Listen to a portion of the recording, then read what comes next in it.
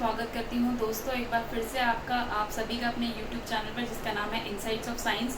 और आज का टॉपिक मैं आपके लिए लेकर आई हूँ ह्यूमन एलिमेंट्री कैनाल के ऑर्गन्स और उनके सिक्रीशंस।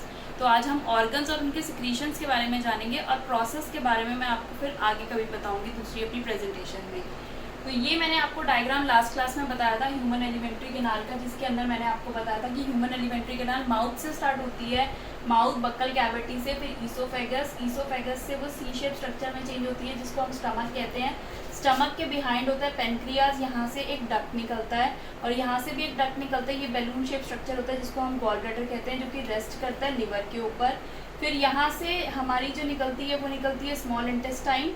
स्मॉल इंटेस्टाइन से यहाँ नीचे की तरफ को होता है सीकम, सीकम से अपेंडिक्स और यहाँ से बनती है लार्ज इंटेस्टाइन, जिसका दूसरा नाम होता है कोलोन। और फिर यहाँ पर रेक्टम होता है और लास्ट पॉइंट होता है एनस। तो ये मैंने आपको लास्ट क्लास में बताया था। तो आज हम बात करेंगे सिक्रीशंस की। तो सिक्रीशंस में सबसे पहला ग्लैंड जो मैंने आपको बताया था वो बताया था सलाइवरी ग्लैंड। सलाइवरी ग्लैंड हमारे near to the tongue present होता है और इसमें से जो हमारा एंजाइम निकलता है, एंजाइम को हम बायोकैटलिस्ट कहते हैं, ये भी मैंने आपको पहले बता दिया है। तो जो एंजाइम निकलता है जो कि हमारे फूड के साथ, जो कि फूड माउथ में जाने के बाद बोलस में कन्वर्ट हो जाता है, उसके साथ जो मिक्स करता है तो उसको हम बोलते हैं सलाइवरी अमाइलेज। फिर पेरिस्टाल्टिक मूवमेंट से वो फूड जो है वो ईसोफेगस के थ्रू स्टमक में जाता है। स्टमक में प्रेजेंट है गैस्ट्रिक ग्लैंड्स और वो गैस्ट्रिक ग्लैंड क्रिएट करता है एक केमिकल जिसका नाम होता है हाइड्रोक्लोरिक एसिड।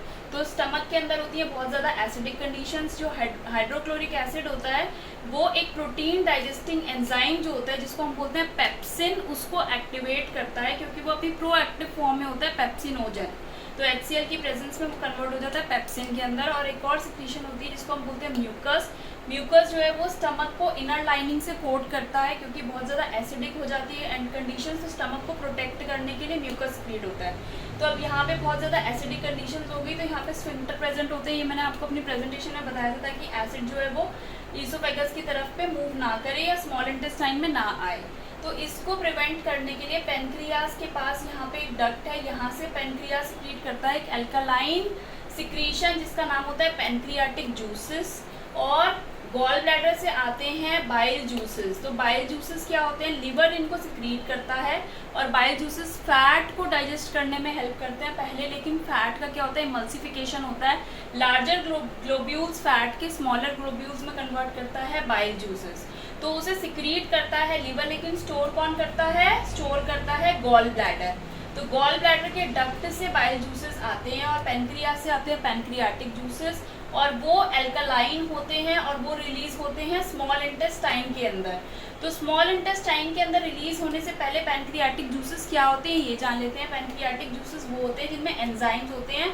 एक एंजाइम होता है ट्रिप्सिन जो कि डाइजेस्ट करता है प्रोटीन को, और एक एंजाइम होता है लाइपेज जो कि जब हमारे बाइल जूसेस सिक्रीट हुए थे और जो बिगर ग्लोब्यूल्स हैं वो स्मॉलर ग्लोब्यूल्स में कन्वर्ट हो गए थे, इमल्सिफिकेशन हो गया था फैट को, वो इमल्सिफाइड फैट को भी ब्रेक डाउन करने में हेल्प करता है क्या, लाइपेज, जो कि एक पेनक्रियाटिक जूस है।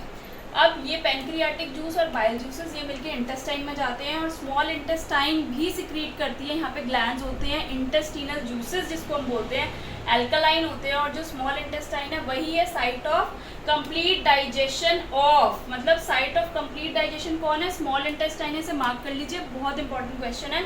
प्रोटीन्स को डाइजेस्ट कर देता है अमीनो एसिड में, कॉम्प्लेक्स कार्बोहाइड्रेट कन्वर्ट हो जाता है ग्लूकोज में और फैट्स कन्वर्ट हो जाता है फैटी एसिड प्लस ग्लिसरॉल के अंदर।